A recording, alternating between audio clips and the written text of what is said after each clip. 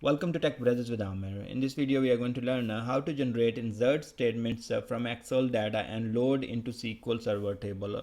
So think about a scenario: you're working as a developer in a company, and business users they provided you an Excel file, or maybe any other team members they provide you an Excel file and tell you like, okay, need to generate the script. We have this ad hoc requirement. You have to insert in dev, QA, UAT and production. So as a developer, we need to generate those insert statements, put into dev by ourselves, maybe test it out, and then give to the DBA so he can run for QA, UAT and production environments. There are multiple ways to handle this situation. One way, let's say the data is given in Excel. What you do, you will go ahead and create use the ImportExport Wizard, dump the data into some table in your dev environment, and then script out that data from by using SSMS. That's one way. Other way, I'm going to show you here. You have Excel open, you know that which columns you have in table. So we have ID, first name, last name, age, date of birth and salary, and we need to insert the data into the dbo.Customer. So we don't need to insert the data into the identity column, it is auto generated, but we have to prepare the insert queries for our data for this dbo.Customer table for rest of these columns. So if I am working in SSMS, this is how my insert statement is going to look like. Insert into dbo.Customer, first name, last name, age, whatever the columns I want to insert the data in, and then I have to have values. For any value that is string or date, I have to have single quotes around it, and for numeric or integer values, I don't have to have anything around. It will be just a number, so I don't need the single quotes for integer values. So this is how I need to prepare my insert query. And I have Excel. In Excel, I can write the formulas to generate pretty much the same thing. First of all, we will be preparing this part, insert into dbo.Customer and then columns. And here we can use, if this part is not important for you, but data part is more important. But anyways, we will prepare the query for the insert as well. So just make some space, put equal sign, and then you put double quotes around it. And once you have the double quotes, then you will say insert into dbo.Customer, and then what you are going to do, have a parenthesis, and here we need the column names. So if you will go back to SQL SSMS, you say insert into your table name, and then parenthesis start, and you have columns with the comma separated.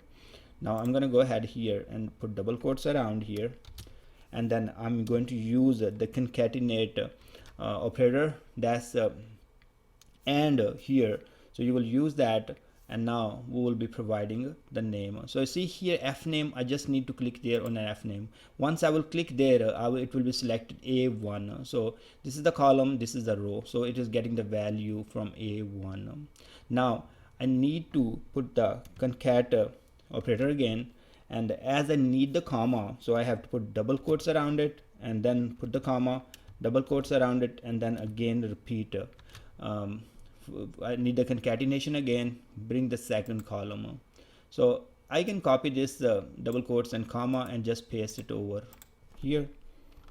Now again, concatenate operator, bring the age, paste the comma, concatenate date of birth, and again paste the comma, concatenation, and here the salary. Okay, now once it is done, I need to have concatenation here, and then I put double quotes and close the parentheses. So our insert will be prepared, but let's see, there are some errors. So we see that there are something missing. Okay, it is single quotation mark that's trying to, okay, let's see. You see here we missed the concatenation. So now also we missed the concatenation here and here. So yeah, now we should be good. And once you hit enter, your query will be generated. So this is the formula. So you see that we have is equal to double quotes insert into dbo.this, you have a parenthesis, double quotes, concatenation, and then put the very first column, that's f name, then say concatenation, and this is a double quotes, comma, double quotes, concatenation, and then bring the second column. So that's how you will keep bring in. And let me escape this one, I don't want to overwrite it. So this is the first part of your query is ready. Now second, we have to prepare for the values. So we can do that here, and there are multiple ways we can handle that. In the very first video I showed you guys there are different ways to insert the values in a SQL Server table. So there could be something like this, let's say, and values, and then you have values. We can prepare by comma here, and we don't need the insert again and again. So we can prepare something like this, and comma here, and yeah, and we don't need the values here, and that's it. So you see that we need this part first of all, this, and we have prepared it already. We need the values written to it, and then we just need this rest of the column values. So with the at the end we need the column. Or if we want to use it a different way, we can always use okay, like this. So let me show you guys. Let me copy this whole thing, and we can use with the select. So instead of values we can always say select here, select this, and remove this part, and then we have to say union, and then we can select the next part. So that's the other way to prepare this multiple selectors. So this is if you run it, and if you run together, it is going to insert the values. But I don't want to insert the values from here. I want to generate this type of statements. So okay, how about generating something like this? So we need the values at the end of that. So I'm going to go back, and here I will add the values. So I don't have to add with each of that values. And next, and I can do something like this. That's all. Now the next part will be I have to prepare this part like that. Parenthesis start, my values, comma, separate each column value by a comma, and then at the end I need parentheses and I need a comma. Okay, not a big deal. Maybe it look very different as of now, but once you start working it will be easy. You just need two lines, first for the main headers, and second just for the value, and just you drag it. I have the formulas already there. You can copy and paste and just change your column names. That will work for you. So here we say the equal to sign, double quotes, parenthesis start. Now we need to have a single quotes around the very first name. So what I'm going to do, I'm going to put single quote, then I will put double quotes, and then I will use the concat. So now if you'll see here, I need concat again, and I need double quotes, I need single quotes, and then double quotes, and that will this double quotes, single quote, and double quote, put single quote, and I need a comma here actually with the, so I can put the comma after the single quote before the double quote. That will work. And now I need the concatenation again, and also I can put actually what you call the single quote here. So I can have single quote, then comma, then single quote, because this next value is also string value, so I need the single quotes around them. And here I can bring the second value, and then what I need here, I need concat, double quotes, single quote, as I need to put single quotes around this string, comma, double quotes, and I do not need a single quote here because the next value is the integer, so that's fine. And I will put concat, and then I will click on age, then I will have concatenation again, double quotes, and I need a comma, double quotes, so, and then I need a concatenation again, and now I need the double quotes here. So I can put single quote here actually, because I know that I need a single quote around the date, so that should work. And now I have a date here, concat, and then put double quotes, single quote, and then put comma and double quotes, and that's looking good. Now concat function again, and then bring the salary, and then I need a concat and double quotes just for the closing parenthesis, and then double quotes around it. And if you guys remember, I need to have a comma here after the value, right here, after the parentheses. So this is how we will prepare. See, I need a comma on each of the value row, so for each value, but last one does not have it. So once we will create this statement, at the end we will remove that part. So now if we go back here, you see one thing, this is the date, and when I hit enter,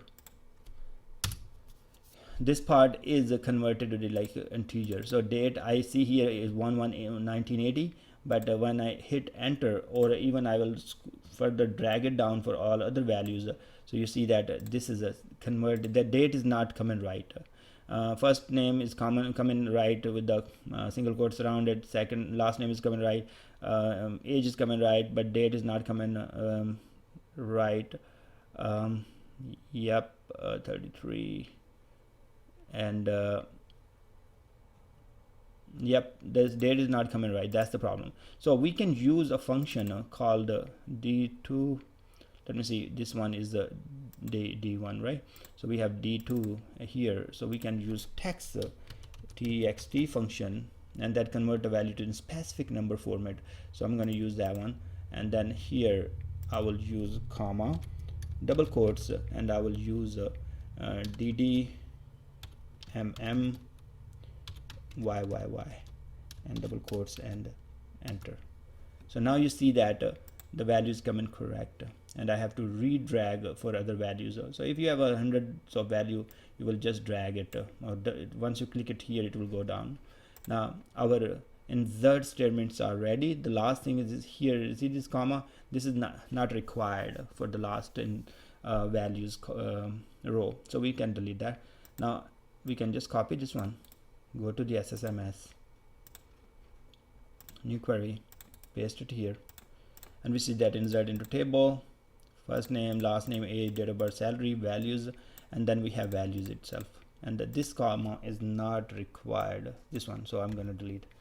If we run it, we see if the values are inserted correctly, 3 rows inserted into dbo.Customer. Just make sure. So we have select asterisk from, yep, they are coming just fine. The date is coming fine as well. So here we learn how to write the formulas, how to concatenate different columns and prepare our insert queries. We also learn how to use a text function in Excel to change the format for a specific string or the values.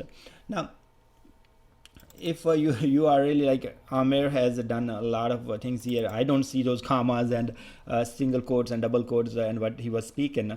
So I have written this right here. So if you go to the SQL Server TSQL tutorial, and if you go chapter 7, right here we have how to generate insert statements from Excel data and load into the SQL Server table. So if you click here, you will see I have given this example. Here is the formula I have prepared, and I have used, see this is text, and you can copy entire thing and just paste it and remove, modify with your column names. So if you have extra columns, yes, you will just copy from this part to another last part and paste it, keep pasting for all the columns, and that's how you will do it. And see here I told like how to remove the comma at the end row values. So I hope you learned something out of it. This is a one way. Once you get familiar with this one, you start using it. These are just like a couple of lines you keep in your scripts, paste it there and make modification quickly and generate scripts for you. There are other third-party tools you can use maybe just first dump the data into SQL table and then use the third-party tools to generate the insert statements, or even you can use SSMS and script your table with data. So that's also available. I have written an article on that one, and also videos available in our tutorials. I will put the link in the description so you can take a look. Thanks very much for watching, and I will see you guys in the next video.